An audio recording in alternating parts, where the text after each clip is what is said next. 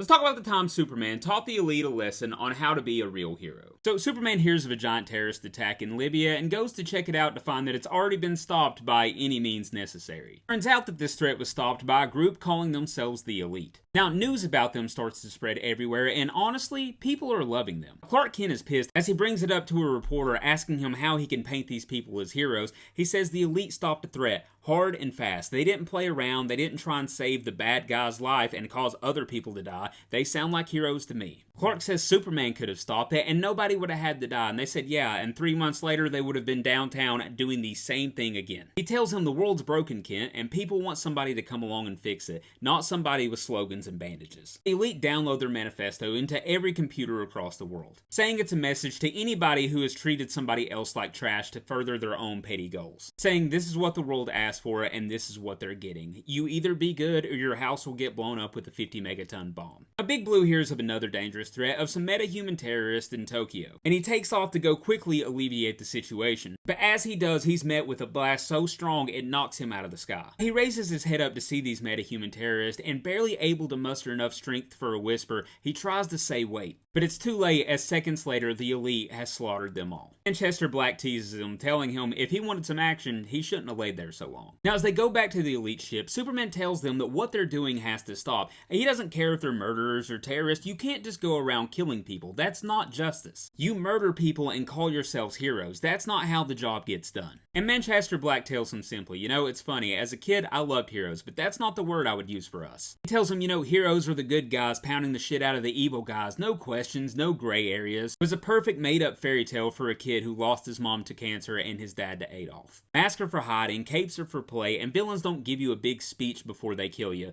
you know, unless they're giving a campaign speech or standing in front of a classroom. Reality's a whole lot bloodier and grayer than a sitcom or a comic book. Now, Supes isn't backing down, telling him that he needs to stop this right now or he's gonna make him stop, but all of a sudden he's teleported and finds himself in the middle of nowhere. Now, this leads Clark going to the best place he knows for advice, his paw. Now, through their conversation, Clark finds out that there's even people in Smallville that are supporting the Elites, and John assures him it's only the small-minded, the angry, and the scared. They look around and see a failing prison system, a corrupt government, and God knows what's happening to the children, and they want a quick and easy answer. Truth, justice, and the American way isn't going to make them feel better. They want results now.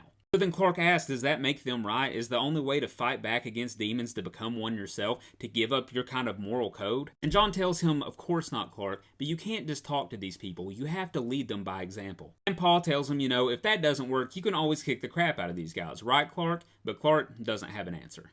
Wanting to get a feel for more people's opinions, Superman goes flying around listening to people discuss recent events and how they really feel about the Elites. People say that killing's not wrong when you're killing somebody like Hannibal Lecter. They imagine if that's your sister getting killed, wouldn't you want them to get the death penalty? Hell, Big Blue even sees some kids playing hero, and one of them's complaining about Superman. He says if he can't kill any of them, but they can kill him, how could he ever win? And they tell the kid, you can't beat us, so let us kill you and you can pretend to be somebody else. Being Superman sucks. Superman goes and saves the city from a small alien invasion and tells the public to note that there's absolutely zero loss of life here. The Elites show up afterwards and say, well, he really showed us, didn't he? Manchester gives the order for Hat to kill the aliens anyway, but Superman's not tolerating it anymore. As he quickly flies over and knocks him out, Manchester Black reveals that he has a bunch of cameras broadcasting this conversation to the world. As they teleport away, he tells Superman that he's given them all the reason that they need, and they'll see him tomorrow. Lois wants to know why Clark can't ask for help from the Justice League or the New Gods, and Clark says that they didn't pick a fight with all of them, they picked him specifically. Lois corrects him and says, no, you just want them. Clark tells her, you know what, I guess I do. They're perverting everything that I've spent my life fighting for.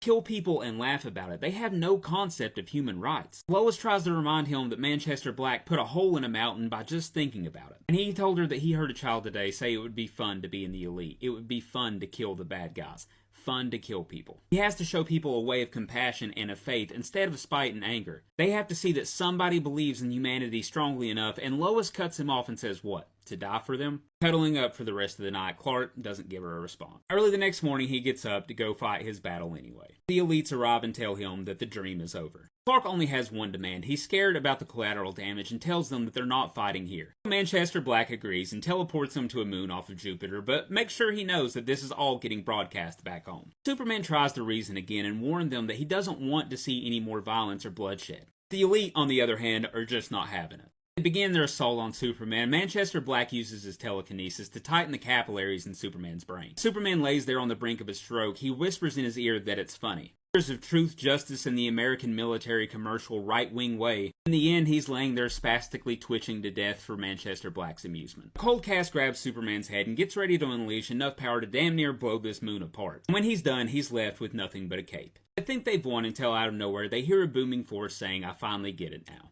I've made the mistake of treating you people like people." Out of nowhere, a mysterious poison causes Menagerie's symbiote alien to turn against her. It causes wind so strong that even though the hat's body's protected, it creates a vacuum around him and collapses his lungs. In the blink of an eye, as Manchester Black turns his head, Cold Cast is all of a sudden gone too. Now, Manchester Black is furious, saying that Superman killed his team, and he asks him how does it feel to be exploited, to be constructed, to have everything taken away from you, and to watch your dreams die. Manchester, calling Supes a hypocrite, says that he'll show him. But as he goes to use his telekinesis on Superman, he realizes that something's wrong and he can't do it, as Superman smacks him away. Superman tells him he has telescopic X-ray and heat vision. He looked for an abnormality in his brain and then severed it clean off. And realizing he has no power and defeated, Manchester Black's crying and pouting to Superman. He tells him that he's not supposed to do this. The whole world just saw what he resorted himself to. They know that he's no better than the elite. They know there's nothing special about Superman. And Superman tells him, yeah, they did see. They saw the ugliness. They saw the anger. I'm sure it scared them, and you know what? When I decided to do this to you all, it scared me too. I thought it was going to be hard. You know what? Anger is easy. Hate and vengeance and spite are all easy. And lucky enough for the elite, Superman doesn't like his heroes like that. He just doesn't believe in it. Superman shows him the truth and reveals that his team is fine.